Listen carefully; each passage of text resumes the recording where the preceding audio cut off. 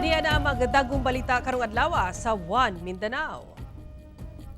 Pagpangawat sa usa ka resto bar sa General Santos City sa pool sa CCTV. Kapin 55,000 pesos nga kantidad sa cellphones ug laptop natangag sa kawatan.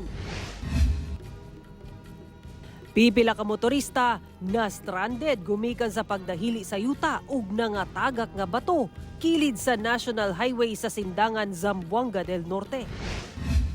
High priority bus system sa Davao City. 8 ka bulan na nga nalangan. DOTR mibutyag nga sa katapusan pa sa 2026 mapatuman ang partial operations. Portion sa Cagayan de Oro City Sanitary Landfill, walay plastic liner sumala sa DNR EMB-10. Tubig gikan sa basura, posibleng mupaingon sa tinubdan sa panubig sa syudad. Panata kontra fake news campaign sa GMA Integrated News, gipasidunggan sa 60th Anvil Awards. Ito ang GMA Regional TV 1 Mindanao.